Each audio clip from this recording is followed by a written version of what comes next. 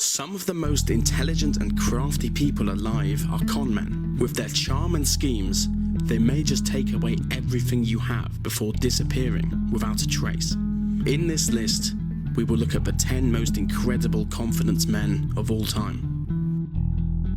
Gregor McGregor was a Scottish conman, famed for inventing a fictional country called Poyace.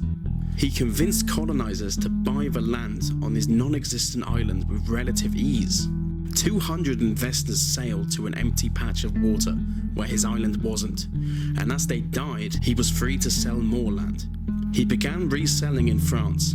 The French officials caught on to his scam, but even after being convicted, McGregor continued selling land to wealthy idiots. Natural was the legendary Indian conman who tricked people into thinking they were buying the Taj Mahal and the Indian Parliamentary Building, which makes me wonder who these people are. Who comes across a shady Indian who thinks they can sell them something only the government own? Natural used more than 50 aliases in his lifetime, was wanted in over 90 police cases in 8 states, and was sentenced to over 110 years in prison. He was arrested 9 times and always escaped. He escaped from 8 different jails. His lawyer claims he is dead, but as he has also claimed that once before, it's hard to know whether it's a trick to evade capture. As the last time authorities saw him was 1996, anything is possible.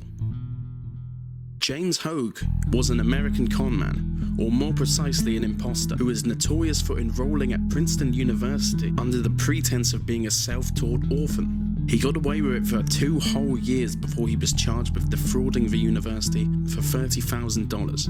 A couple of years later, he lied about his identity yet again. This time it was to get a job at Harvard University as a security guard. He began stealing gemstones from an on-campus museum and replacing them with fakes. He was arrested within months. 3 years later, he violated his parole by returning to Princeton University with another fake name. I guess the guy really wanted to learn. A lot of confidence men are named after individual schemes.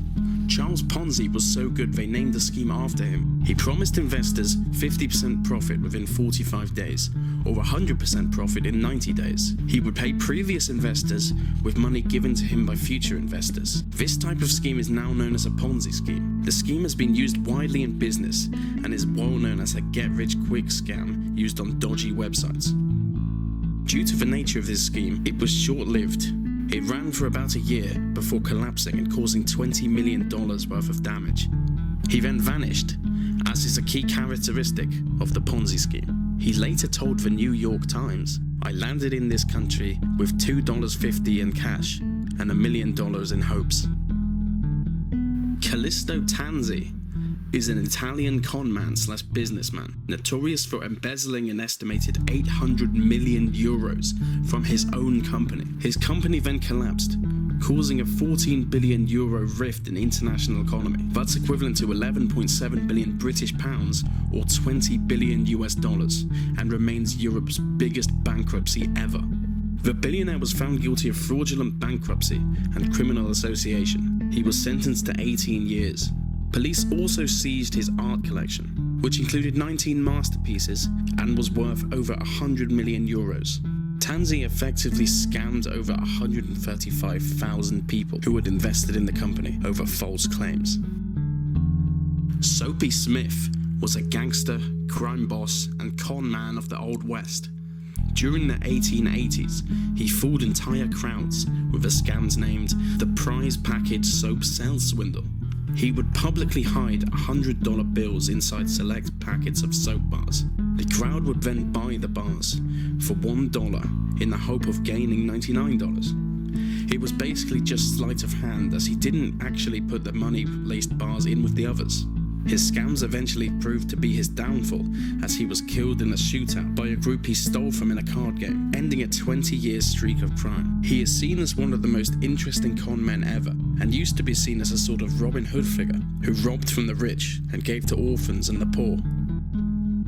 Joseph Wow, aka Yellow Kid, was one of the most famed con men of his era. He was a true master of the short con. His favourite was to sell bottles of Merryweather's elixir to the public. What the public didn't know is that the bottles basically contained rainwater. At the age of 17, he set up a protection racket, successfully made a profit and got away with it. In fact, it is well known that he stole over $8 million during his lifetime, and after spending just 2 years in prison, died in 1976 at the age of 100. Marc Dreier committed a $400 million Ponzi scheme and received 20 years on charges of securities fraud, wire fraud, and money laundering. He told hedge fund managers he was representing a billionaire looking to develop property. He used the money investors gave him to pay back previous investors. Dreier owned a $40 million art collection, a 120-foot yacht worth $18 million, and he employed 250 of the best lawyers in America, who represented celebrity clients like Bill Cosby. All this came from fraud.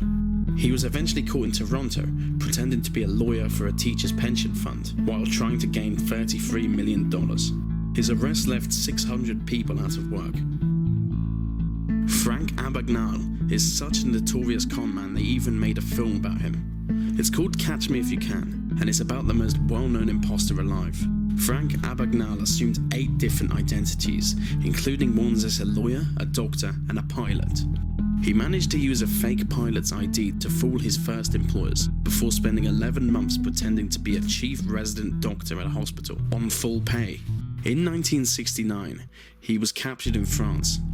Out of 12 countries he had committed crimes in seeking his extradition, Sweden was chosen. Not long after, he was deported to the US. By the time he was 21, he had escaped from police custody twice, and after serving 4 years in prison, he was hired by the FBI to help catch other conmen.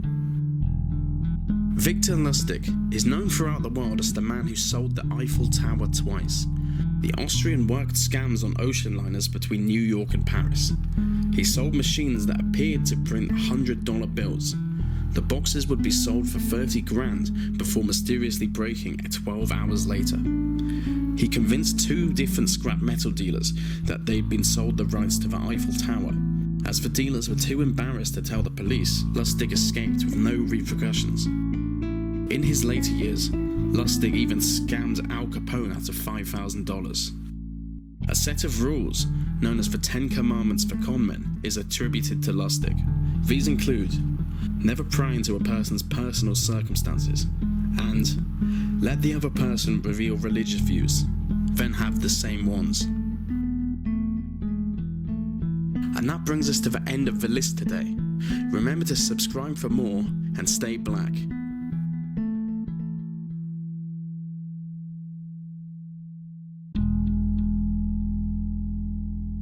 Oh, and also remember that for every time you share this video to Twitter or Facebook, I will personally donate a baby goose to charity.